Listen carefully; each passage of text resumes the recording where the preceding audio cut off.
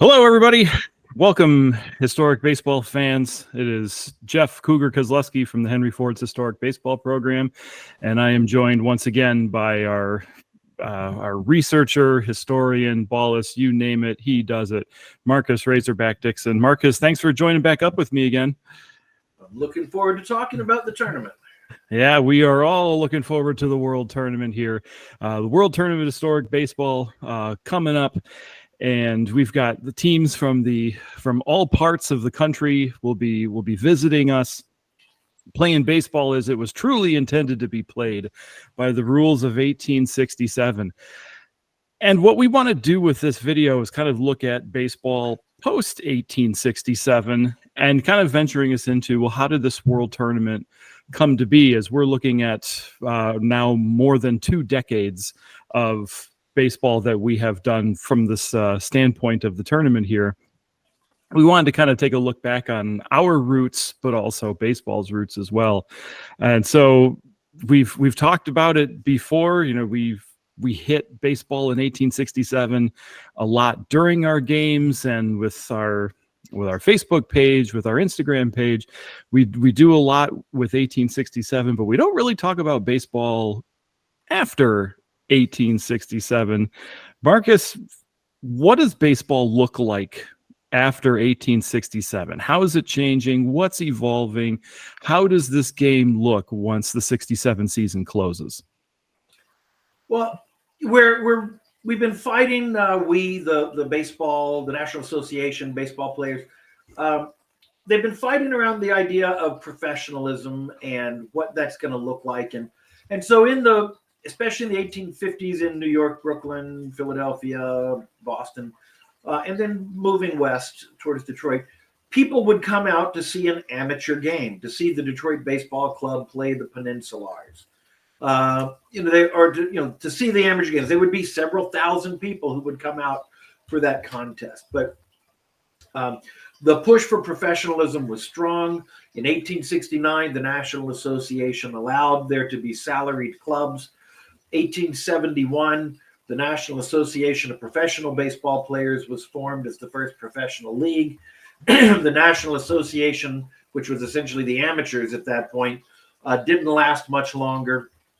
And certainly amateur baseball continued to be played as it is today, but it wasn't the dominant draw the way that it had been. And especially as professionalism spread over the next decade, 15 years, what people turned out to see was the professional game. Excuse me. Of course, in Detroit, that especially showed in the 1880s with the Detroit Wolverines in the National League in the early 1880s, and then who won the National League championship, and then what was even then referred to as the World Series over the St. Louis Browns in 1887. And that was what people were turning out for. What was primarily reported in the papers, especially nationally, was the professional game.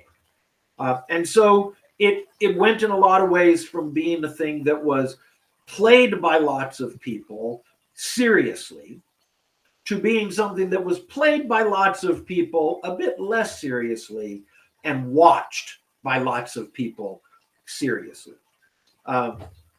The song we sing at the seventh inning stretch, "Take Me Out to the Ball Game," that song was written in the early 1900s. The verses of that song are both about a woman who was absolutely passionate about baseball, and so we developed terms like cranks in the 1880s and 90s. Cranks were people who were fanatical, who were crazy about baseball, not just interested, but over the top. And so baseball became really popular. The professional game took over at that point. So the game itself would you consider the game growing at that point?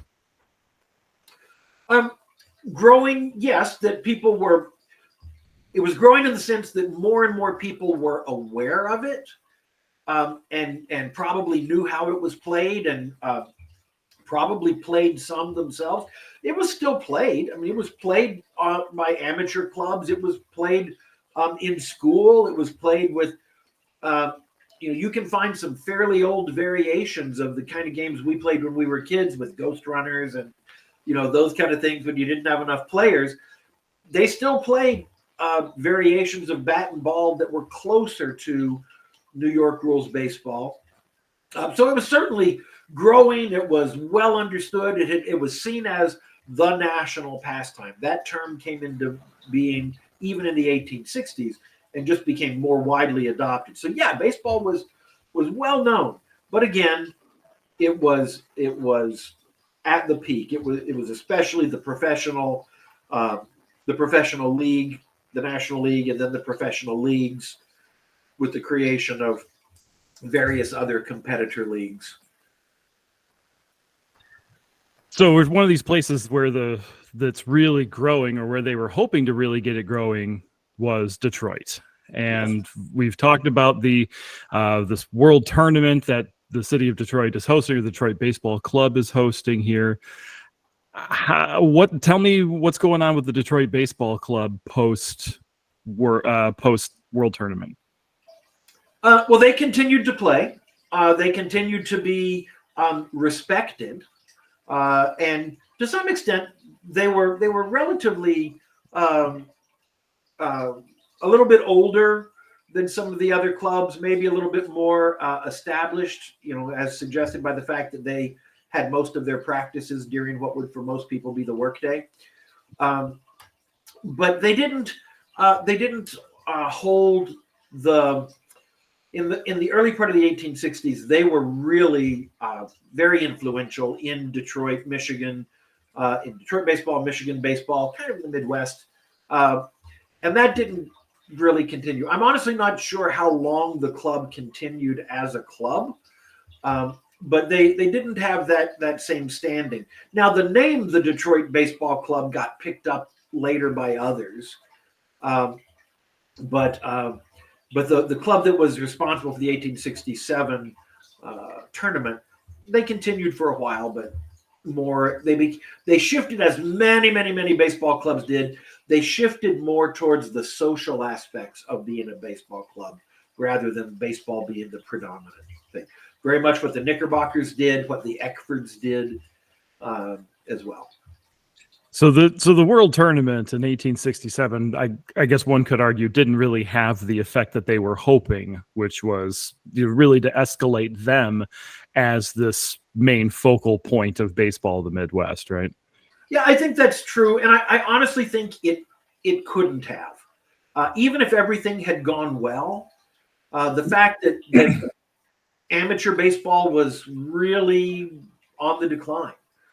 Even while professionalism was by law outlawed, at least by rule, it was pretty clear that there were a lot of people being paid. People were jumping from club to club based on what kind of contract or what kind of financial support they could get. And so the idea of that amateur club, I'm not sure that you could have had a single event in 1867 for amateur baseball that would have raised somebody up. I mean, the forces of the game were towards professionalism were really against it.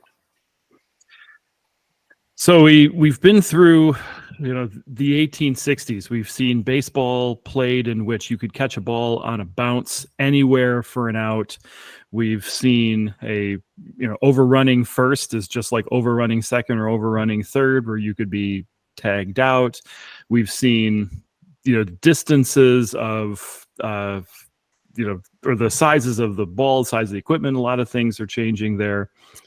So when the baseball game is recreated in the modern sense, how we reinterpret it, in 1867 there, what are some of the significant rule changes that we're seeing between 1867 and, let's just say, 1903, when we've got an American League and National League there? What's some of the big rule changes that we should look at and go, that's significant?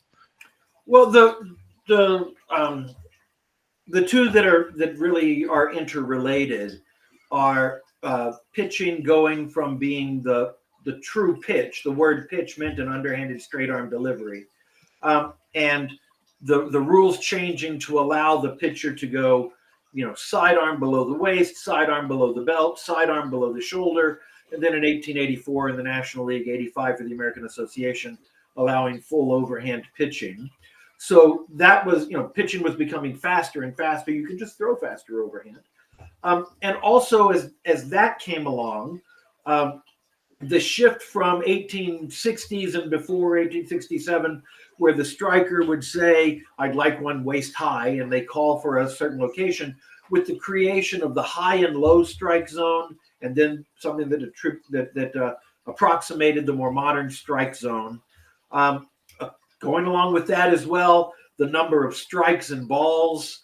For a while, it was 3 balls, the way it is in 1867, but only every third bad pitch was called a ball. And then it just became 9 balls and then 7 balls. And for 1 year, there were 4 strikes allowed. And so they were tinkering with that. All of that was around finding the balance between pitcher and hitter. And that's always that we do that today with the elimination of the shift, finding the balance between pitcher and hitter. And so those rules were changing a lot. The other thing I always find interesting is if you look at a diagram of the field in 1860, like look at a copy of Beatles and see the diagram, it's like, a couple of lines and some bases. Then look at a field in 1885 and it's got all these extra lines designated where people can go and where they can't. There's places for the coachers. What do you call somebody who coaches? You call them a coacher. So the coachers, they had locations where they could be, and places where the players had to be out. The field became much more complex. And then, of course, as we enclosed more fields, you had the issue of what happens when the ball leaves the field. And then do we keep playing with 1 ball? And so there were a lot of those kind of shifts over time. Smaller things, you mentioned overrunning first base, 1871, 1879, the change in the batting order to the modern batting order. So a lot of those kind of things, the creation of the infield fly rule. But really, I think it's mostly about the battle between the pitcher and the hitter. So I kind of want to so as we kind of start to transition to more of the modern sense here, more of how we think of it here in the year 2024. I want to ask you kind of just real loose here, like, why do you think people today like vintage baseball? We get some really dedicated folks. We get some people that come to every game, and I'm sure every team that's listening in on this, you've got some pretty dedicated spectators out there that come. Why do people like what we do? I think it's because there is that element of, we talk about gentlemanly, but I think we use that word incorrectly. Many people think gentlemanly means overly deferential and polite, and that's really not what they meant at all. They were absolutely playing hard. They wanted to win. They were looking for advantages. The idea of knowing the rules better than your opponent, that was called playing the points. So it's not that it's this overly deferential kind of game, but it's that you expect people to play honorably. I think about the thing that always comes to mind for me. We were playing in the World Tournament several years ago. The La-Di-Das were in the final. One of our alumni, Ernie Tiny Ritterhouse, who we've actually named our internal sportsmanship award for, he was playing first base, and there was a play at first, and the umpire called the striker out at first, and Ernie said, no, my foot came off the bag as I reached for the ball. My foot wasn't on the base. He shouldn't be out. He should be on the base. And that was in the championship game.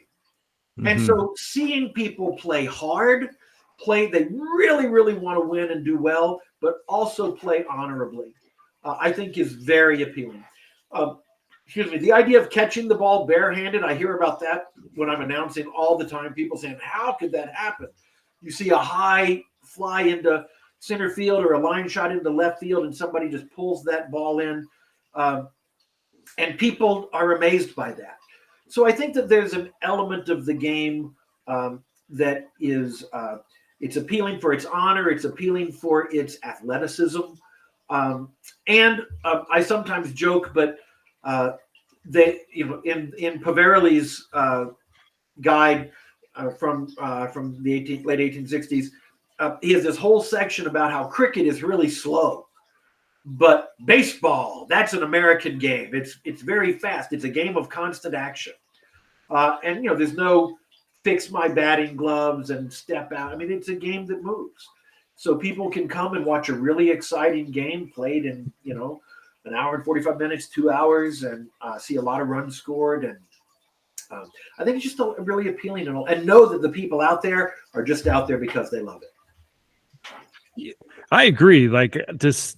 The skill that it does take, I always tell people sometimes you have to unlearn how you've always been taught how to catch a ball, and then you've got to relearn how to catch a fly ball, or to say like, I could have done that, I could have done that, and then to watch an outfielder run a ball down and catch it while on the move, to say like, yeah, but that one was tough. Like that takes some skill to be able to do, especially with like when we see like on professional days where, the rare instance where a professional baseball player catches the ball barehanded and everybody goes, oh, wow, that's amazing. And everybody in the vintage baseball community looks at it and goes, Right. I've seen that before. And so that's what I want to get into next is, how have we seen it before, specifically here at the Henry Ford? So it's the early 1990s. Where do the La-Di-Das come from? How did they all of a sudden go from, this a real team, but this kind of obscure team, to one of the most recognizable teams in Michigan? Well, so there are certainly others who can talk about those early days of the La-Di-Das better than I can. But essentially, my understanding is that at Greenfield Village, in what we call the Village Green, there is a store called the J.R. Jones General Store that was moved there from Waterford. And of course, a place like the Henry Ford, they're going to do research on any building they acquire and anything they have. And one of the things they discovered was that Jones, of the J.R. Jones General Store, sponsored a baseball club in the 1880s called the La-Di-Das of Waterford. And there's not a lot of information about the La-Di-Das other than that Jones sponsored them. We do know from some of the newspaper accounts that red was their color.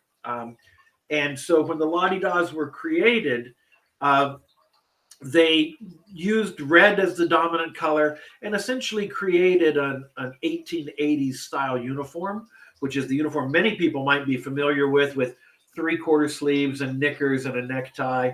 But then the La-Di-Das were playing originally 1860 and then later 1867 baseball, but in an 1880s uniform. So recently the La-Di-Das have changed their uniform to be more appropriate to the mid-1860s era.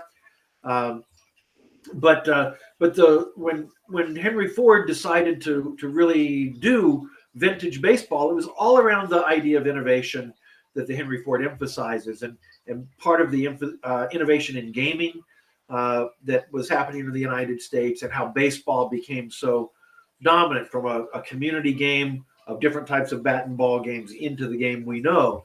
And so they had seen the Ohio Village Muffins playing, and the Ohio Village Muffins had seen some folks in New York at Old Bethpage Restoration playing baseball. And so we sort of learned of that idea then and built on it. And then we have such a wonderful venue at Walnut Grove that it's a pretty appealing place to play. Yeah, I don't think there's anything in Michigan that really compares to Greenfield Village as far as scope goes, as far as the depth of research goes. We're always trying to, we see ourselves really as kind of the holders of vintage baseball in our states, and we find the way that we go, a lot of other teams seem to follow suit with that. And that in turn kind of makes, the World Tournament such a noted piece of the vintage baseball community here. So how did that tournament, our tournament here, how did that come back to be in 2003? And what are some things, some of the objects that we have found that really helped to facilitate that? Again, I began playing in 2004. So there's certainly other people who can talk about this better than I can, but prior to 2003, the la-di-das were kind of an occasional component of the experience at Greenfield Village, and they certainly weren't playing every week. And it was in 2003 that the village decided to really emphasize the baseball program. They created a second team, the National Baseball Club, that was originally out of Parma, Michigan, and created a program that was playing every Saturday and Sunday throughout the summer. And so by really putting that emphasis on the baseball program, that grew it in a lot of ways. They made the decision to focus on 1867 specifically in order to recreate the World's Baseball Tournament that the Detroit Baseball Club held in 1867. And so that led to the acquisition of Haney's Baseball Book of Reference for 1867 and the republication of that book as a guide that we used but made available. It was republished to another publisher to be available in a lot of different ways. So there were a lot of things that came together as the Henry Ford was trying to emphasize baseball as part of its programming. So we do have things like an original 1867 Haney's and several other really interesting baseball artifacts. My favorite one, I think, that many people would say as well is we've always known that the trophy from the original 1867 tournament was a rosewood trophy bat. It had 7 plaques on it. It had a gold leaf on the head and on the butt of the bat. So we've always known that. That was awarded to McCord, the captain of the Unknown Baseball Club of Jackson. But that was in the newspaper. We knew that. Of course, that was a long time ago. And then I'm not sure what year it was, but a few years into our tournament, the village received an email from a woman in California that essentially said, I'm up late at night. I can't sleep. I'm Googling the way you do in the middle of the night. And my husband's family has this bat. And it has a plaque on it that says, Unknown Baseball Club, World's Baseball Tournament, Detroit, Michigan, 1867. Do you all know anything about that? Yes, we do. Yes, we do. And so the Henry Ford acquired that bat. Now, what's interesting about it is that the plaque that was on the bat was not one of the original plaques. My guess is, and I don't know this, but this is just my guess, there were 7 plaques on the bat, and there was gold leaf on the head and the butt, and then there was the bat itself. I think they probably took those plaques off and gave them to the members of the club and that gold leaf, and then they gave the bat to one person, the pitcher on the club, and he gave the bat to another person that was in the family of the woman who had the bat and brought it back. So the plaque that was on it indicated that the Unknown Club had given this bat to that person as the trophy of the tournament. So we don't have all of those original plaques, but we have that original bat, and just the idea that this is really our history. It's the actual object that was awarded, and it's kind of a powerful thing to see. It's always on display at the tournament each year. This is one of the cooler things that I think Jim Johnson has really contributed to. Jim Johnson's essentially our curator and is really in charge of putting together a lot of the vignettes. And for anybody who's ever been, you may notice a tent that's down the first baseline at Walnut Grove #1, and it is essentially a recreation / reinterpretation of the prizes that are awarded, including the bat. But there are tea sets, and there are recreated $300 bills from that time period here. So it's a really cool setup, and the World Tournament isn't just good baseball, which it is. That's probably the biggest reason to go. But you also get a lot of what the actual world tournament would have been here.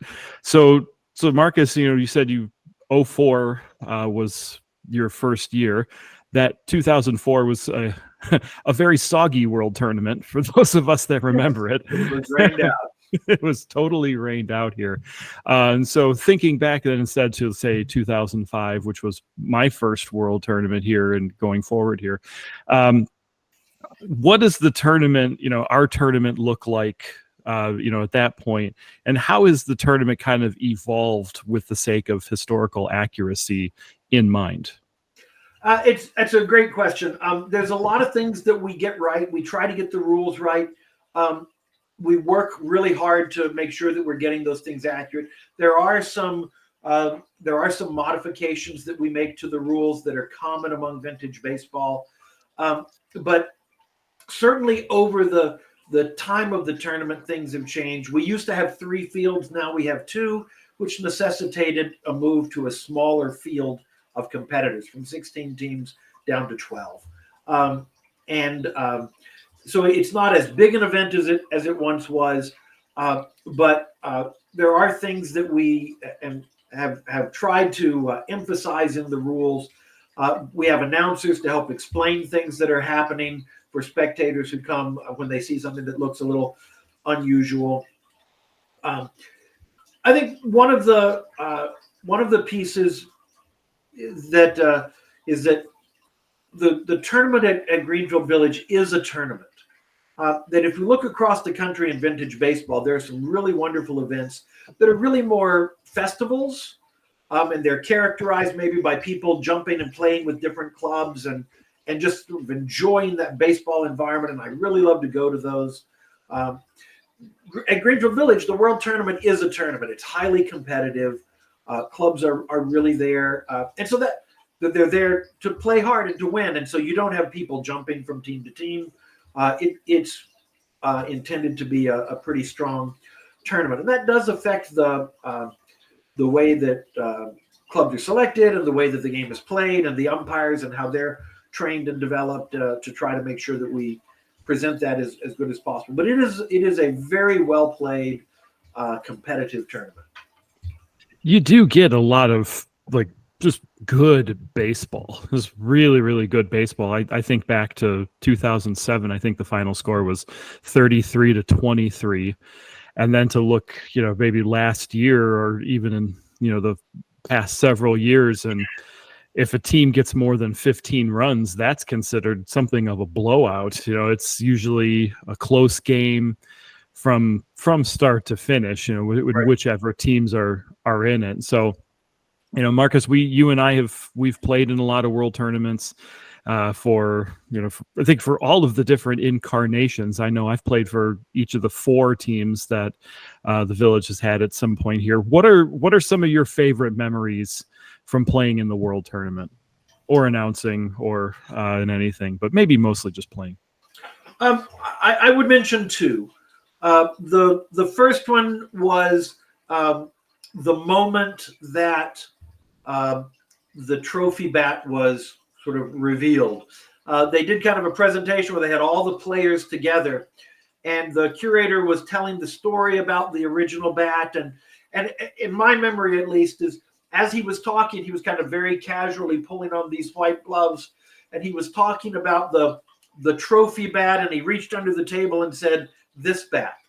And the players were just sort of blown away that object, that actual trophy from that era is right there. And it was kind of a really great historic connection moment. I think my other favorite would be for a few years, we were fortunate enough to have Ernie Harwell come and call a few innings of different games. And at one point it worked out that I was captaining one of the clubs, and it worked out that we were going to be playing in one of the games he was calling. And I knew that he only called a couple innings per game. He was fairly old at that point. Normally, knowing my ability, I batted myself fairly low down in the lineup. But on that game, I said, okay, I'm claiming some privilege, and I batted myself second just to make sure that I came up while he was calling it. And I would bat with the old split grip style with the hands apart. So I came up to bat and I had my hands like this, and I heard Ernie Harwell, Hall of Fame broadcaster Ernie Harwell, say, "Now, Captain Razorback here, he's batting with the split grip style that reminds me of the great Ty Cobb." And I thought Ernie Harwell just said that I remind him of Ty Cobb. And then I thought I better get a hit. So I flared one over the second baseman's head. And so Ernie Harwell said I remind him of Ty Cobb right before I got a hit. So I love those things, but also just the competitiveness. And then at the end of a really competitive game, seeing the camaraderie afterwards and we always have all the players come down onto the field for the awards, and just watching all the players come down and them shaking hands and being with each other every year. That's one of my favorite things. Yeah, I love that part too. I intentionally stay in uniform until that point, whatever our result may be, because to me, like it is a little bit of that kind of represents this is the end of summer. We still have games for the next 3 weeks or so, but for one part of me, like when the World Tournament happens, like, well, now I got to go back to school in a few weeks, and that's kind of a sticking point. My big memory I always remember is the first World Championship for the La-Di-Das in 2007.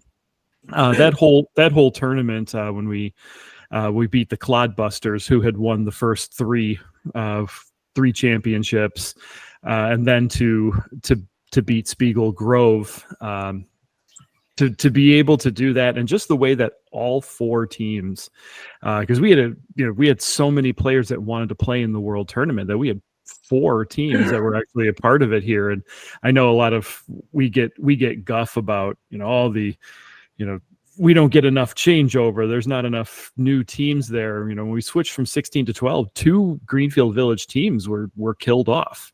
And so we always kind of have a little bit of a surplus of players that want to play that just don't make the cut here. But I remember like every player in a uniform that was just down there with us. Like it wasn't just the La-Di-Das. It was the entire Henry Ford's baseball program that was out there, that we played each other hard all year long, that got us to this point here. So Marcus, let me wrap it up here. Let me wrap it up with this last one here, and that's what do you look forward to each year as a player, as an announcer, as a researcher, when World Tournament comes a knocking? What's the part that you're most excited about? Well, there's a few things. Partly it's just as a person, it's seeing people I really like, clubs that I haven't seen and players I haven't seen for a while, and so just knowing that these are often people I might not encounter in any other setting, and so I just enjoy having that group of people. And even if it's people I don't know, I know that they're here because of their love for baseball. I always enjoy that. I am not a morning person, so I don't enjoy umpiring the 8 a.m. game. But just seeing people out there ready to play ball at 8 a.m., I like that. That's a good feeling. And then I announce and umpire much, much more than I play now. And so just getting to talk to people who've never seen this before, and are just fascinated and enthralled by it, and getting to tell them for the first time about what baseball was like in the 1860s and in Detroit in that era. I enjoy that at every point. It is a fun weekend, and we're very fortunate within the Henry Ford that we always have a big audience, whether it be World Tournament weekend or any weekend, and the amount of people that come in and say, "Yeah, this is our first time. This is amazing. Like, how do you guys do this? Doesn't that hurt? How do you able to swing a bat this heavy?" Et cetera, et cetera. So, especially at World Tournament time, the size of the crowds that we get. I mean, the hill that on down the left field line, down the third base line on Walnut Grove #1, to see that hill packed. I mean, that's like normally we can kind of walk up and down the hill and all, when it is packed, and that's always a great feeling, especially to make a play and to make a catch, especially for you at the Ernie Harwell game. That was always a busy game, but just a routine base hit or catching a normal fly ball, or you as the catcher to be able to make that really good, foul ball grab, and then to hear the reaction. Like, I'm kind of in awe of, like, what are you cheering for me for? I'm just a teacher. I'm just a, normal, regular guy that's going to have a 9-to-5 job tomorrow. But to a lot of these people in the crowd, like, that's not what they see. They see a guy in a baseball uniform playing baseball. So, Marcus, we appreciate your time. We're gearing up here. We're getting ready for the World Tournament. I hope for all of us listening here that you learned a little bit, you caught something up. We don't know exactly how many of these videos we're going to do, but as long as there's interest and there's people that have questions or things come up during the course of games, if we've got the time and we've got the energy, we'll certainly put something into it. But absolutely. So thank you, Marcus, and thank you all for listening. And we look forward to seeing you all as early as we possibly can on World Tournament coming up this weekend. Thanks, everybody.